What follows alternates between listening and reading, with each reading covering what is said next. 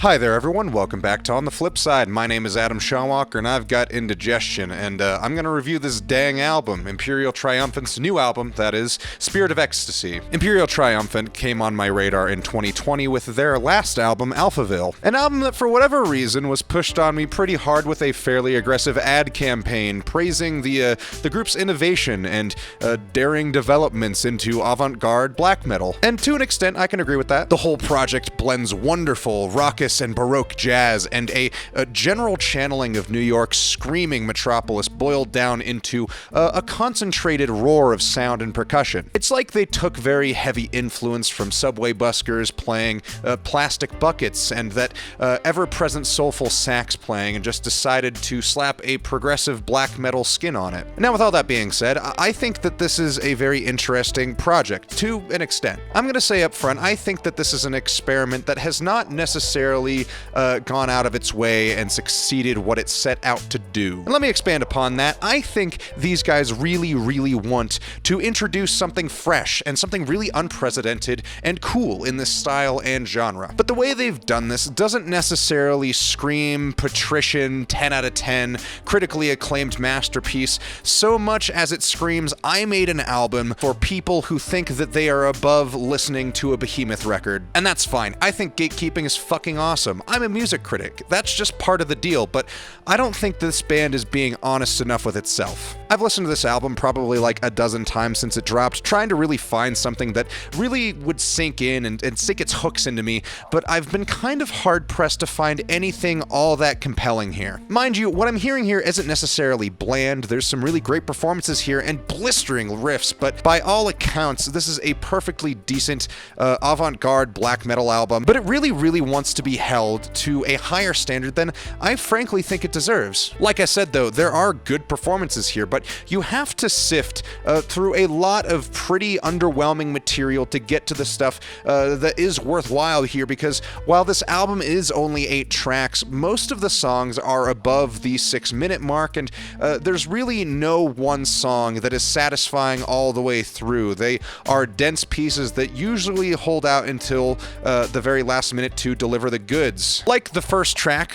Chump Change, which to me doesn't really start to make my ears perk up until about the 4:30 mark, when this song takes a pretty sharp turn into some very tribalistic jazz soloing where the guitars seem to be mimicking a saxophone as much as possible. This is followed up by a segment that I would call Try Not to Sound Too Close to the Satanist. Metro Vertigo has a similar problem, not really progressing much until the second half, but then falling back into the same progression from the first half after a fairly brief refrain. I want to point out too that like this track has some very tight drumming. It might be some of like the tightest that I've heard. It's really a shame that it's being used in kind of a hideous collage or whatever cacophony they've got going on here. There's good ways to make walls of sound or noise, but really in the context that they're using it in here, it's kind of underwhelming in, I don't know, it's a weird way to refer to underwhelming when there's so much going on in the track. I think a better way to describe it might even be like underutilized. Tower of Glory, City of Shame is the longest cut on the record, clocking in at just under 8 minutes, and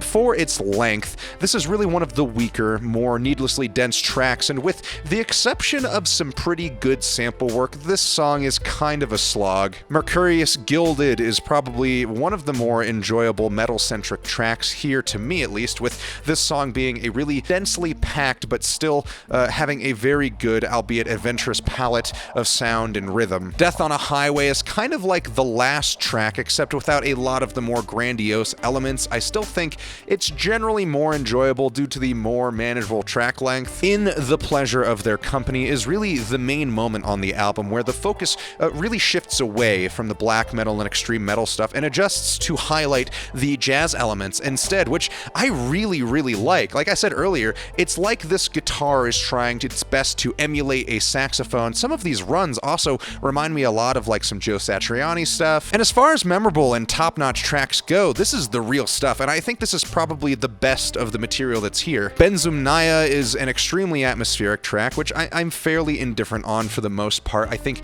they did do a good job on it, but this late into the album, I think it raises some questions. I mean, mainly for me, like, where was this kind of experimentation on the front half of of the record. It's almost a little bit too little too late. The final track, Maximalist Scream, is a really solid album closer that I think comes the closest to really properly blending the extreme avant-garde black metal with the Coltrane-like jazz styles. And really, I think this is as close as this album gets to fulfilling this band's promise of innovative genre blends. And I'm gonna be honest, I really don't get a lot of the appeal here. I've met a decent amount of people who really love this project, but like I said, this band sounds like an attempt at capturing a couple very strong, very distinct and chaotic genres and bottling them up to just see what happens. And I think to me the answer is that you get metal that would be better if it was either only metal or only jazz. It's not a blend